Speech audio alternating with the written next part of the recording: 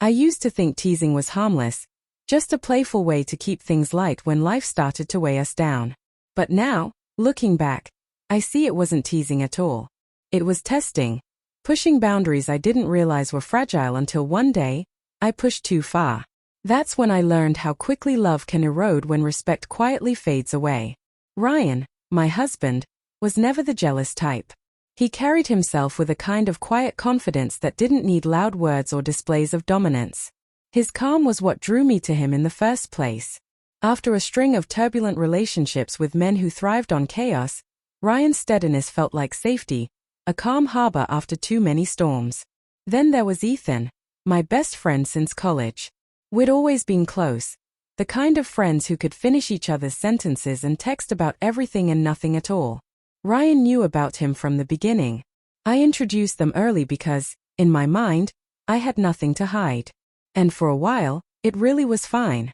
The three of us even hung out sometimes. Ryan and Ethan got along, though Ryan was always a little quieter when he was around. I thought that was just his personality, but slowly, little things started to change. Ryan's jaw would tighten when Ethan's name flashed on my phone. His voice would pause before he asked, "Everything okay?" Instead of seeing his discomfort, I treated it like a joke. "What, are you jealous?" I tease, laughing. "You've got nothing to worry about." He'd smile, but it never reached his eyes. And I kept going, small, thoughtless remarks like, "Careful, he's funnier than you," or "Ethan actually listens when I talk." I told myself it was all in good fun, never realizing how each joke was a small crack forming in the foundation of something precious. Eventually, Ryan stopped laughing. He'd just nod, change the subject, and retreat into silence. One Friday evening, Ethan texted asking if I wanted to grab dinner after work. I said yes without much thought and sent Ryan a quick message letting him know I'd be late. His reply was short, "Okay." No questions. No hesitation. That should have told me everything. When I got home, he was sitting at the kitchen table with a half-empty glass of bourbon in front of him. The light caught his face in a way that made him look older, distant. "How was dinner?" he asked evenly. "Good," I said. "You didn't wait up for me." "I did," he said quietly. "Just wanted to talk." I leaned against the counter, trying to read his expression. "Sure. What's going on?" He took a breath before speaking. "I think I've been patient," he said. "I've tried to give you space, to let you have your friends. But tonight, I realized something. Respect isn't about space, it's about how you treat what's inside of it." I frowned, not understanding. "Ryan, what are you talking about?"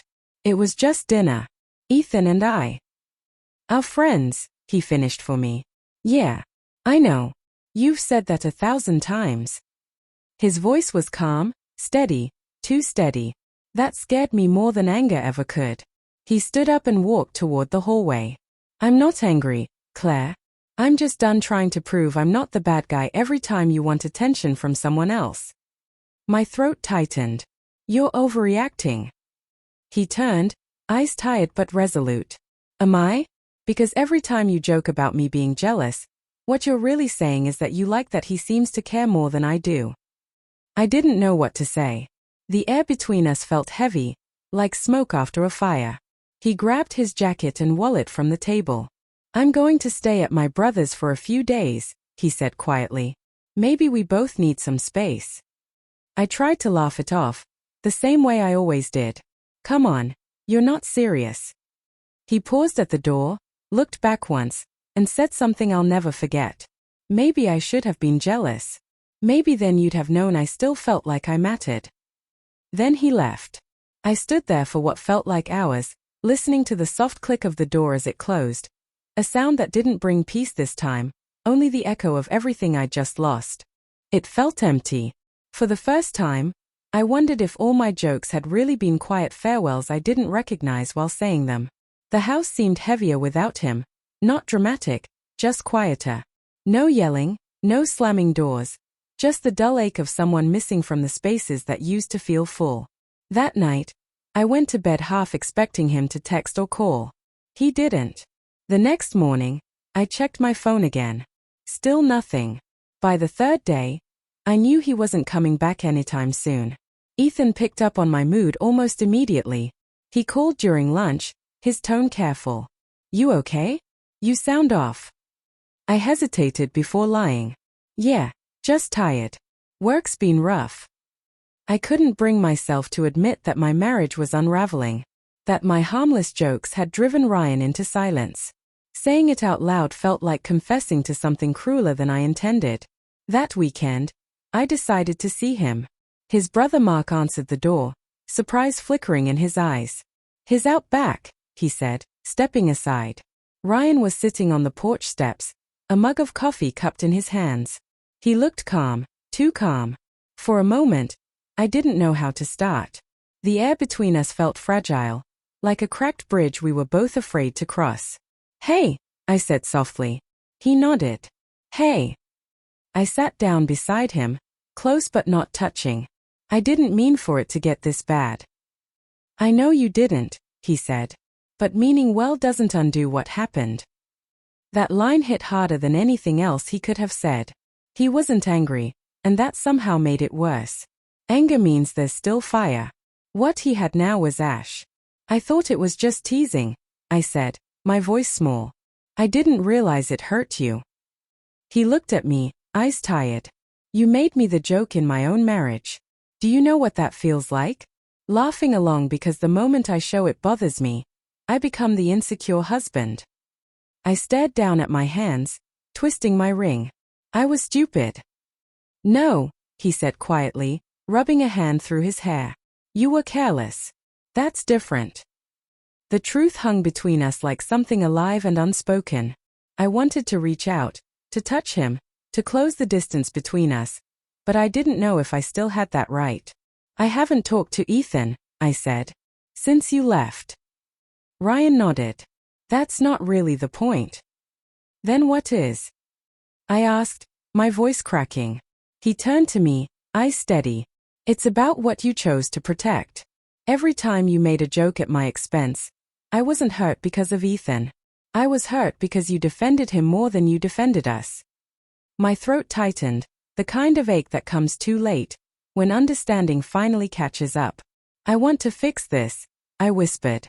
He looked toward the yard, where autumn leaves were drifting down. "Then start by understanding it. Don't say sorry just to make it better. Figure out why you needed to make me feel small just to feel seen."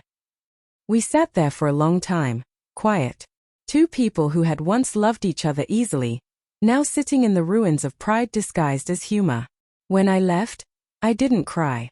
I just drove home in silence, carrying the weight of every moment I'd brushed off as a joke. I finally understood that love doesn't disappear all at once. It wears away slowly, one careless laugh at a time. Weeks passed.